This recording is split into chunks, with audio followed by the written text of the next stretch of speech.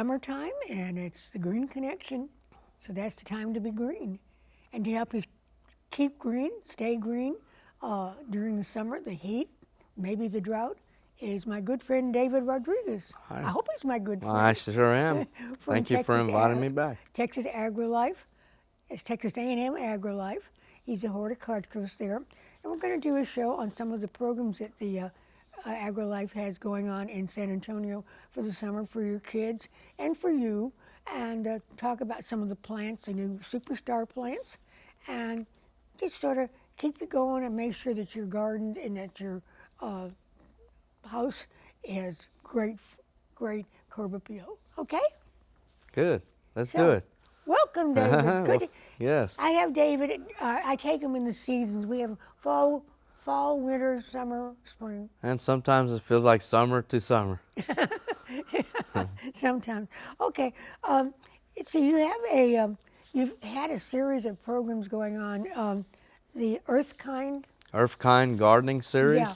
And I believe that the superstar plants was the topic on May 22nd. That was which means we passed that. But we wanted to talk about the superstar plants. Definitely. Because they're designed for San Antonio, well, for Texas weather, but particularly they're good in San Antonio. Definitely. And he's going to. Are you going to have another Earthkind in the summer? We do classes here and there, but the main one was this spring, the Earthkind Gardening Series, and it's to be a good environmental stewardship. And there's a lot of subject matter, kind of like a master gardener training for the home backyard gardener, the weekend gardener, and the umbrella of extension horticulture is Earthkind. We all have to be better stewards of the land. And then we give gardening techniques with science and things that are successful economically speaking, and we give both the organic and natural and the conventional ways of doing things out in the garden. And the Texas Superstar Plant Program is a part of that umbrella of Earthkind, and 90% of close to 80 plants since the mid to late 80s, with the Texas Bluebonnet being the first plant. About 90% of the 80 plants have come out of the San Antonio program for plant introductions that go statewide. Is your lunch bunch, I believe that's on Wednesday? Brown bag luncheon is once a month on a Friday, 12 noon to 1 p.m. at the Bexar County Extension Office off of Cherry Ridge. This coming Friday. So this is the first Friday? First Friday, yes. Oh, okay. Yes. First Friday of the month then. Yes. Yes. And it's No, second Friday. Excuse me. second Second Friday. Friday. Oh, Yeah. Next Friday. Oh, it's next Friday. Yeah, next okay. Friday. Yeah, second Friday of every Second month. Friday of the month. And we try to keep it seasonal topics, from lawn management, Texas Superstar plants, vegetable gardening, a little bit of everything. Kind of keeping it in that season when people start planting that fruit tree or that orange tree or color plants and things like that. Yeah. And it's what time is that? 12 noon to 1 p.m. at the Bexar County Extension Service Cherry Ridge office, 3355 Cherry Ridge, Suite 208. Is that similar to the brown bag lunch they used to have? At the Schultz house, very similar. Yes, very similar. That was wonderful. It's very wonderful. They used to have drawings at each meeting. There we go. Because I live right in back of Hemisphere Park. There we go. And I won one time a Hong Kong orchid tree. Oh, okay. And then I won another one. Nice. And now they're about 30 feet tall. Oh yeah, they get And big. the people just come from everywhere to come look at my trees. They're beautiful, yeah. They're beautiful. Yes. Okay, tell me about the superstar plants. So we have a committee of 7 horticulturalists statewide from the University at College Station. We even have East Texas, North Texas, and of course San Antonio representative. And we come up and we trial these plants locally as well as statewide with other horticulturalists in the counties. And we try our best to release at least a minimum of 2 plants yearly, up to 4 or so. But we try to look at these plants 3 to 5 years, 3 to 5 years. What qualities do they have? Aesthetics is very, very important. We want something very attractive, very beautiful for a good chunk of the year. And then all the other benefits. It might have deer resistance. It might attract butterflies, pollinators, hummingbirds. And we put all that together. We go to the grower, make sure they can put it in their production, and then we assimilate the plants to growers, and then to independent nurseries and the box stores, garden centers throughout the state. So the 2019 plants, let's see, and we have photos of these. The celosia, which is a brilliant red, like a red feather almost. Yes, new look red Celiosa. That's a plant grandma would be happy. You put that in the same category as seasonal annuals like zinnias and marigolds. It'll turn, the foliage turns a very brilliant burgundy foliage, and it has real beautiful, pretty large sized red plumes to it. It takes about 6 hours of full sun. It does beautiful by itself as a standalone plant, putting 3 or 5, 7 plants in a large container on the patio, or grouping other plants that might cascade like Laura Bush, Petunia, or Portulaca, Purslane, or you can make it a nice border plant, and it'll go all the way up to the first frost, and it's a very attractive red plume flower to it. And the blue muley? Yeah, Lindheimer's Muley is a native grass of Texas, and a lot of people, and that will be introduced this fall, when most of these grass, ornamental type grasses look their best. People have a big interest in ornamental grasses, and that's a Texas native. It's been around a long time. Growers do have it available. So after a few years of working with landscape architects, contractors, and the horticulture team statewide, we thought this would be a great plant to add to the Texas Superstar Plant Program. So can that be used in place of grass? And does it? You can. It's a more of a pretty tall. Yeah, it's a more of a clumping grass, but you know turf does grass has it self-spread? It does multiply, but not real aggressive like Bermuda. doesn't But run. it's kind of a clumping, semi-clumping type ornamental grass.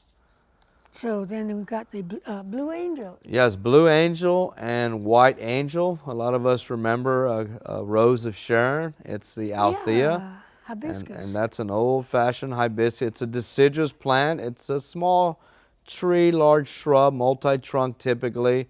That blue angel is so beautiful, and then the white one, the blue angel has the blue color, flowers about so big, red centers, and it's an old-fashioned plant.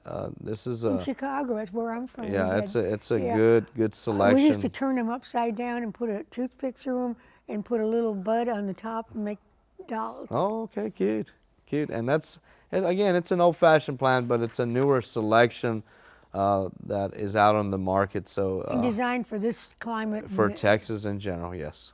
And then the butterfly vine, which I've had experience with. I was looking up plants in the internet a few years ago, and for the first year, we have a very tiny backyard. I put it on the crummy chain link fence, which I don't like, but anyway, it really grew. But I don't get many blooms because it's in the shade. Oh yes, a yellow butterfly vine needs at least 4 hours of intense sunlight. The more, the better. It takes off. It really grows pretty aggressive. You can trim it back to keep it kept if it's a little bit too big in the area that you have it at, or grow it in a large container with a big supporting trellis in the background in the patio.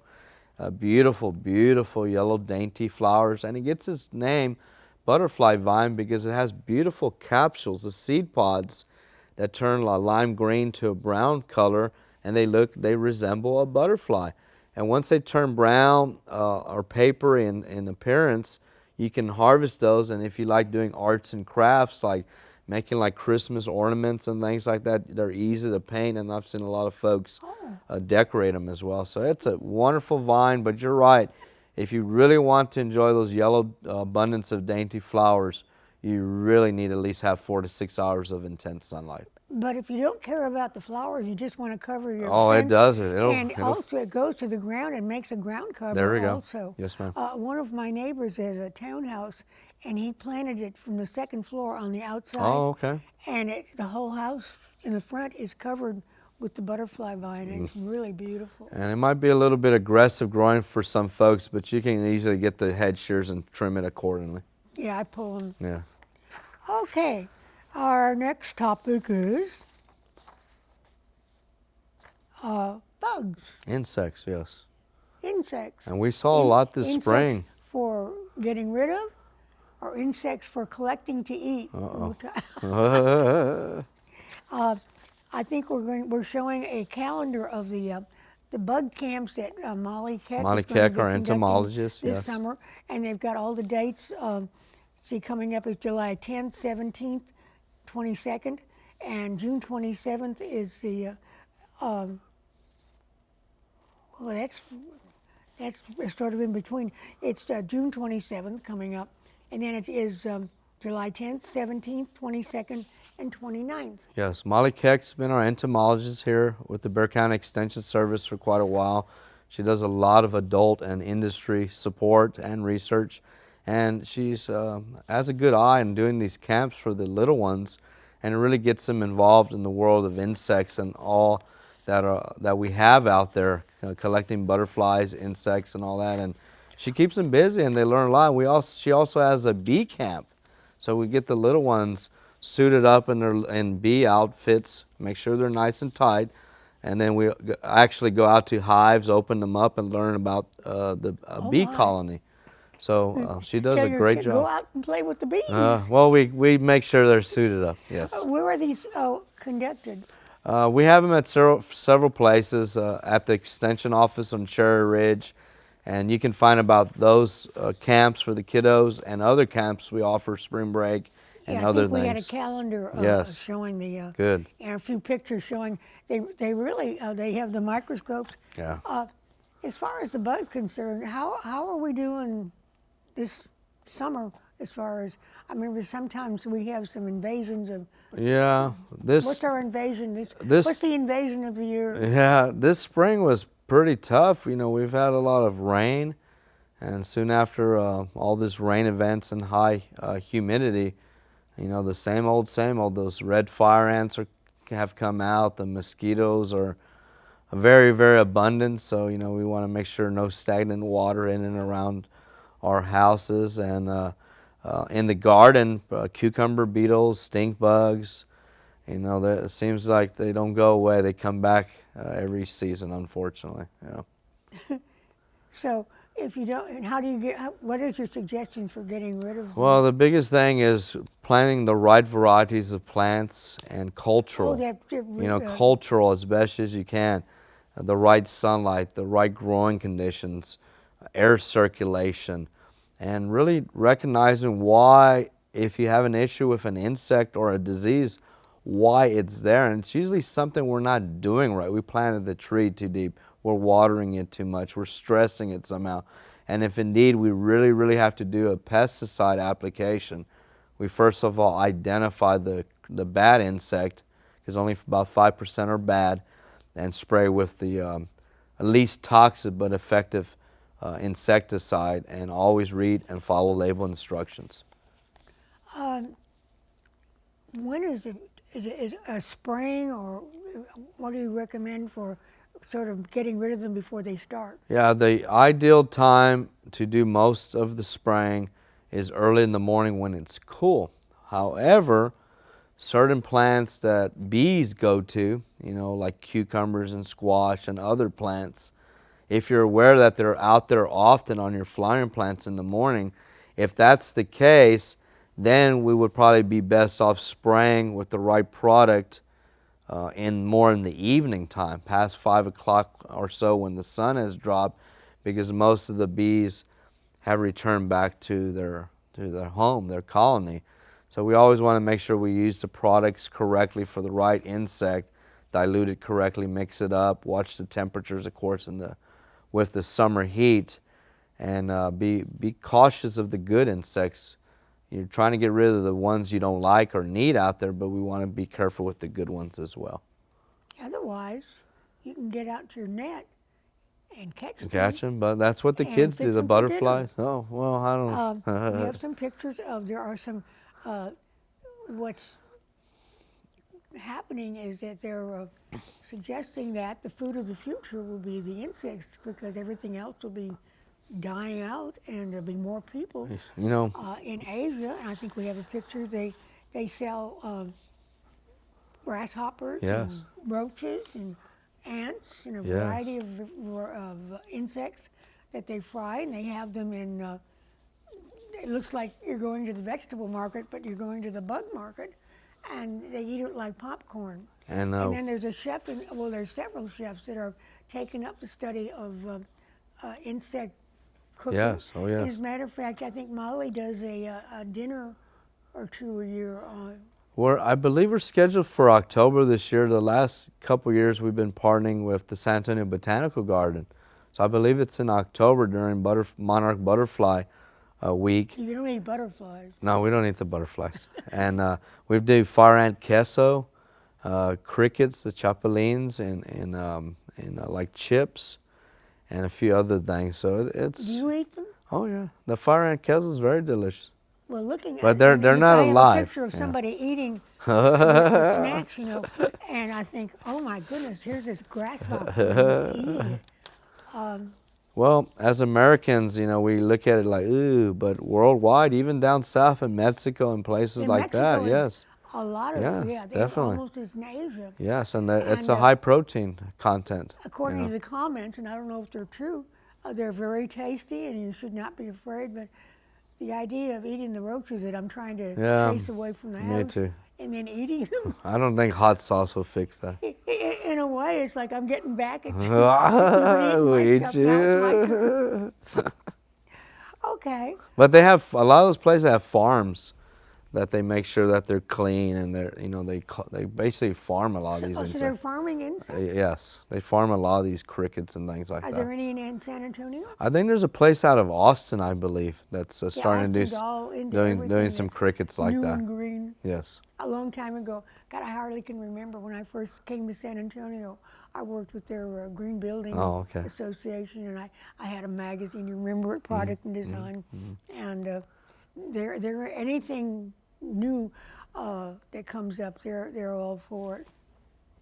In fact, they did off the subject of food. For the homeless, they've built communities with Oh. tiny houses. Okay, nice, nice. In Austin. Very good. Very nice.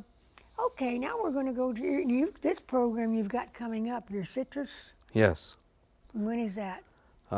We have 2 or 3 different programs. I think we have one at Millburgers Landscape Nursery, and then part of the Wednesday, Texas yeah. Superstar plant That's the Earth one Kind series. Yes, ma'am. It's June 8th. It's next There we Monday, I go. think. And we're doing that as No, it's not Monday.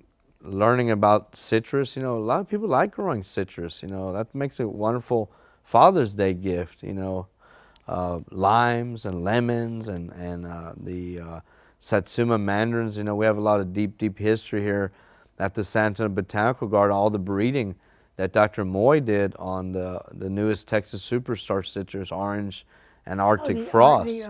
Arctic frost. Yeah, so I want to talk about. I've got some. yes, pictures of I do 2 3 talks on citrus throughout the area, different times of the year. But citrus is a lot of fun. We grow them in the patio, have a limes, that. Now, and how you know. much space do you need to plant a?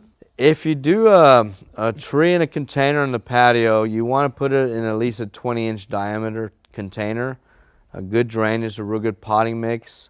If it gets super duper cold, you do need to protect it. We have a beautiful write-up on patio citrus on both Aggie Horticulture and plantanswers.com. If you plant a yard tree, we still want you to grow it a minimum of 3 years to size it up and get it a nice size in a container about April, planted in away from the cold northern winds in the landscape. Excellent soil drainage, plenty of sunlight.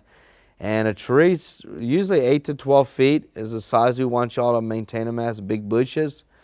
They can get 6 to 10 feet wide, but we want even more width, so we have ample air circulation around the tree as well.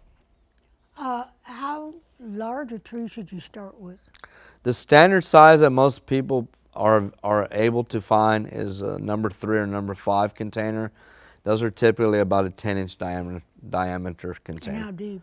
Those are about 10 to 12 inches deep. They're kind of a shallow containers that they come And so in. then the hole that you would dig for the tree would be a little larger. Twice as generally when you dig a plant in the landscape, twice as wide and as deep as the existing root ball. Now I see a lot of look like orange trees. I live in Lavaca neighborhood, and they bloom and they actually bear fruit all year long, including in the Yes. winter. But nobody picks them; they let them fall on the Yeah. ground. What That kind of orange is that? there's a couple. A lot of times, years back, citrus, unlike a pecan or a peach, does come back true from the seed. So maybe grandma or great grandma planted an orange or a citrus or a grapefruit many years ago, and they grew, and they produce.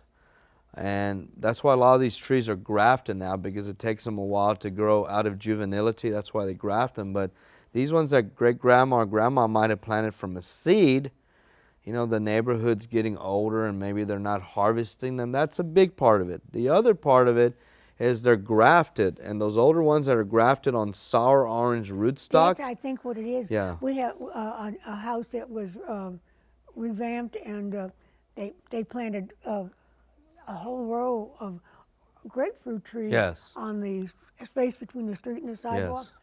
And twice a year they get good-sized grapefruits, Yes.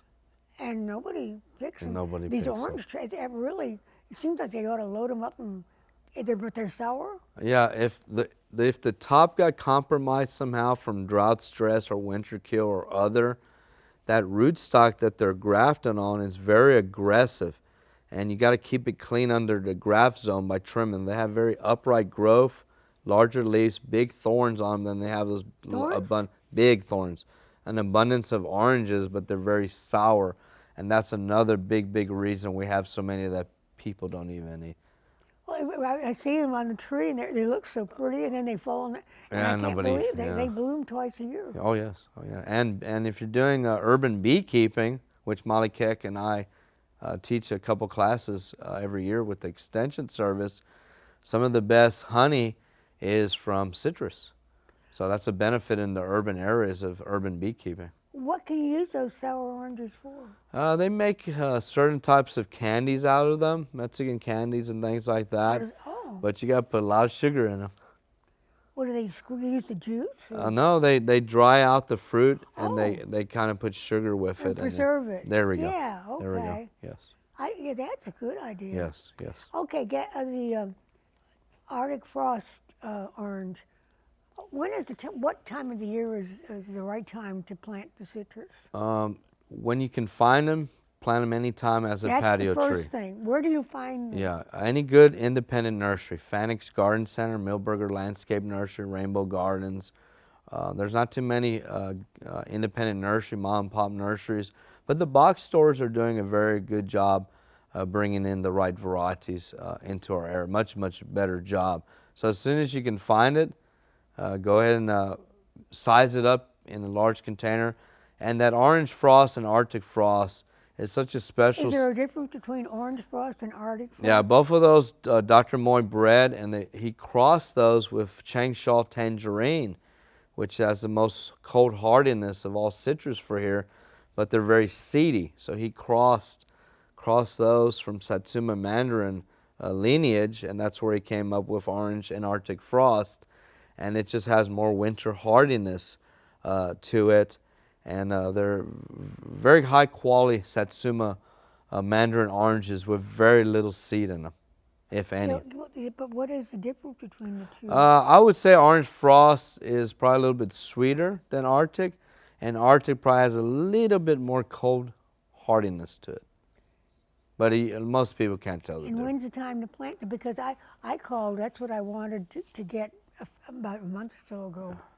I called Rainbow Garden because I call them Yeah. And they laughed at me, and they said they've been gone a long time ago. No, they're available out there. Greenleaf Nursery in El Campo used to have exclusive on them, and then Saxon, Becknell and Sons, the biggest citrus wholesale grower in the state, is growing them. So there should be some out on the market. And when do you plant them?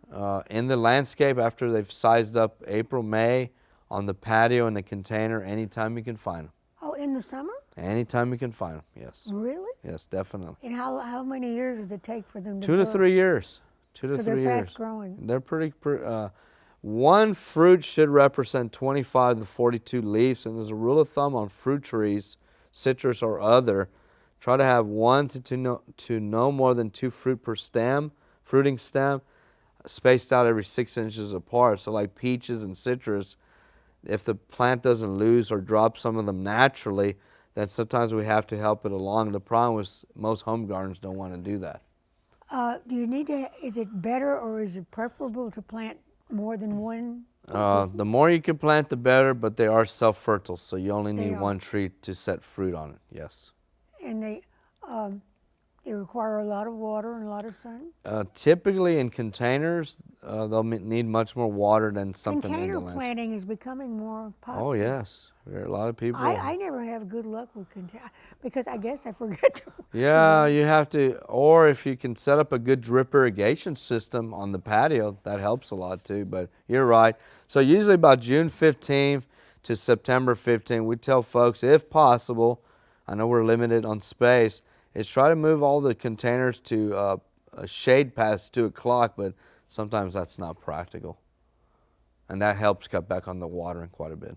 And very quickly, I think you have a seminar or something going on, a program on water. We do a lot of water. Our Bexar County Master Gardeners, Anna Vogler, oversees our water conservation department. A lot of our volunteers and myself, we do rainwater harvesting. You got one coming up, I think. That's tomorrow. Tomorrow. Tomorrow we're doing rainwater harvesting at the Bexar County Extension Office and drip irrigation. But we do offer, we try to keep in the season, so we do offer going in the summer months, mulch, composting, rainwater harvesting, Texas Superstar drought tolerant plants, all those that kind of fit into that drought recovery types for the landscapes. What is the best place? Because when I Googled Bear, Texas AgriLife, you get so many different sites and they sort of contradict on dates and stuff. What I wish is everybody would just have one place. Yeah, you're right. The best place is just do a simple web search, Bexar County Extension Service. Our big name is Texas A&M AgriLife Extension Service in Bexar County. But if you just do Bexar County Extension Service, on that home page, on the right corner, it says, here's the latest, and it has the calendar of events for the next 6 weeks or so of what we're offering. And it's not just horticulture. We talk about molly and insects, but we have a lot of other things happening as well. Yeah, I noticed cooking, and I noticed our time is going up. We had fun. Thank you. David Rodriguez, horticulturist with the Texas AgriLife Extension Service. And your email? D like David, H like Henry, Rodriguez, RODRIGUEZ, @ag.tamu.edu, or just go to the Bexar County Extension Service website. Thank you, David, for being with us. Yes, Thank you're you welcome. for watching. Have a green summer, and David can help you if you get in touch with him. Stay green.